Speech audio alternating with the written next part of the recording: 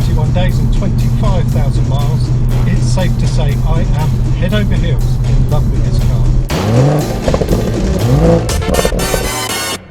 Annie, Annie, Annie, Annie, Annie, Annie, Annie.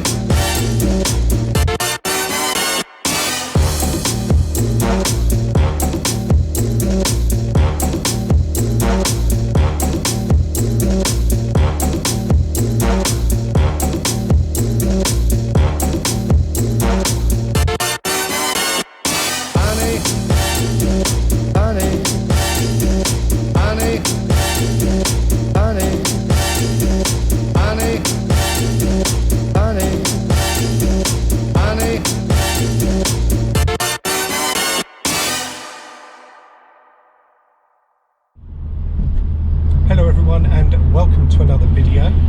Today is a 2-year review, in particular a review of the last year, and what a strange year it's been. Following a similar format to how I did it at the end of my first year, here follows 20 things that I've got up to in or learned about this car. The first thing that I learned is that Kumho's PS91 tyre, despite giving epic grip in the dry, is terrible in the wet. They're not a bad tyre, they give great feedback, they're cheaper than the PS4s but not by much, and I just lost confidence in the car. M140i versus M4, both manual, from a rolling 40-mile-an-hour start. You've got no chance, unless you catch the M4 owner off guard, that is. But then really, you've still got no chance at all. The average MPG that you get from the trip computer down there is surprisingly accurate. Over many thousands of miles and using thousands of litres of fuel, it's accurate to within 1 mile per gallon. There's no perfect driving mode for me. If I could define one, I'd have heavy steering, soft dampers, I'd be able to use the speed limiter, I'd have all driver aids off, and the auto rev matching would be disabled so I can heel and toe my downshifts myself. That means I have to spend most of my time in DSC fully off, which means I'm stuck with firm dampers and no speed limiter. Small compromises, I can live with that. This car has good balance, great handling. It's a classic front engine rear wheel drive setup in a fairly small car and a fairly lightweight chassis, but I don't consider it a hot hatchback. It's rapid, it's fun, but it lacks the urgency and the feel and the feedback that you get with a traditional hot hatch. Ultimately, I find it a bit unengaging. It's hot, it is a hatchback, but it's not a hot hatchback in the true sense of that definition, I don't think. Having an LSD on one of these things and exploring what said LSD can do will destroy your rear tyres in no time at all. Previously I said Kumho's PS91 tyre was bad, it didn't wear well because I wore the rears out in 4,500 miles. But that was me playing with the diff, so that was my fault, not the fault of the tyres. My current PS4s, which were fitted in February when the Kumhos died, have done 4,800 miles so far, and as of this morning when I measured them, they had 2.5mm remaining. I've calmed down with sliding the back of the car around on the road a huge amount, but that is after 2 track days, 1 wet, 1 dry, and 2 dry Autosolo. So I don't think the Michelins are doing too bad. They do seem to wear a bit better than the PS91s. And speaking of Autosolos, I had my first ever competitive motorsport event in March with Goodwood's Autosolo competition at the circuit.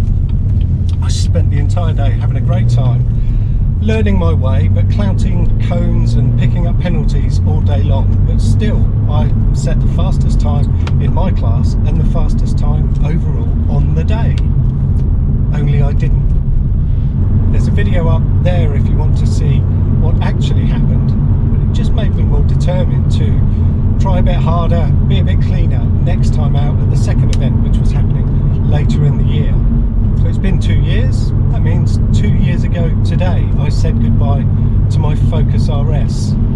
That was an emotional ownership, very emotional.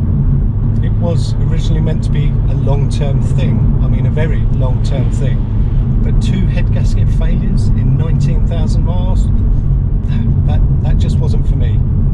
Modifications and LSD aside, I'm still in the position where I'm planning nothing on this car, nothing at all. My theory on that is that there will always be someone who can drive this car faster than I can, and until I can drive it as fast as them, why modify it? I'd rather invest my time, effort and focus on improving myself as a driver, and instead just appreciate the incredible package that BMW have given us with this car. Absence most definitely does make the heart grow fonder. After the initial lockdown in March, my car spent 2 months basically sat stationary on my drive doing barely a mile. Cobwebs everywhere needed blowing away, and when they finally said we could go for a drive, I got up at stupid o'clock one Sunday morning and went for a 69-mile cross-country drive just for the hell of it.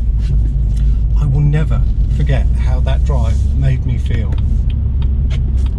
If you have one of these with a ZF8 automatic gearbox, you will be about a second or so quicker to 100 miles an hour than one with a manual gearbox. That's a combination of the quicker shifts and the shorter ratios, but there really is no comparison. And back to the M4, it is so much quicker than this car. I think a lot of people kid themselves about what this car really is because it happens to have an M in the name badge, when in reality all it is just a basic standard 1 series with some firmer springs and a massive powerful engine. On track though, comparing a lap Jeff did on his first ever outing at Goodwood with my best in this, after thousands of laps I've done at Goodwood, he was 3.6 seconds a lap quicker. That's a huge margin. And to further reinforce that point, comparing a lap I did in this with a lap that Reg did in his 330 CI Clubsport. Now his car's got different brakes and suspension, so quite far from standard, but very nicely set up, and I was only 1 second a lap quicker. That really surprised me. I have 56% more power than he does in that car, and it really goes to show just how important handling is, and also how compromised the chassis on this car is. After my first dry track day at Bedford, since I had the LSD fitted, that was in August just gone, I can honestly say that if I had to buy one of these again, without question, I'd stump up the money and get an LSD fitted immediately. Many black lines were laid that day, many laughs were had, and it got sideways quite a lot and quite easily, but when it did, it was very progressive and you could kind of catch and hold it, and it was, yeah, a huge amount of fun. We'll be heading back there in the new year, hopefully. I'd like to get a couple or maybe even 3 days there next year, so keep an eye out for that. We'll let everyone know when we're going. It would be good to get a few more owners along for the day. This car is not as quick as a 23-year-old standard original Japanese saloon, well, coupe I guess, because it was 2-door. I got to drive an absolute peach of a car a couple of months ago, and when following this with the owner of the Subaru behind the wheel, I could reel him in at will, and it felt so good while it did it. I've got a newfound respect for all things Subaru. A return visit to Goodwood for the second Autosolo of the year, with a change in approach from me, focusing on smoothness and accuracy, and I didn't get a single cone penalty throughout the entire day, meant I did enough to secure a class win, a genuine one this time, and that's the class rear-wheel drive cars with engines over 2 litres. Watching my runs back over and over, I've left several seconds out there, so I've still got a lot of improving to do.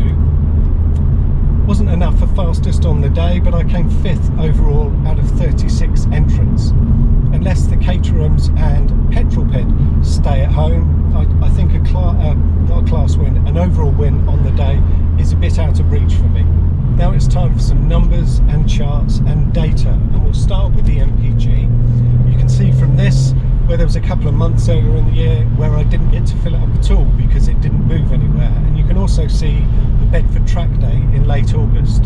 And over my entire ownership so far, which does include 4 track days and 2 Autosolos, and in my less economical manual car, I've managed 26.7 miles to the gallon. costs, and this is where it's sharp intake of breath time. Firstly, I've got a chart showing how all of the costs have built over time. Over the last year, apart from the usual fuel, insurance and vehicle excise duty, it's had 2 sets of tyres, rear pads and a service before the track day in August. And the grand total so far is just shy of £18,500 over the 2 years that I've owned it.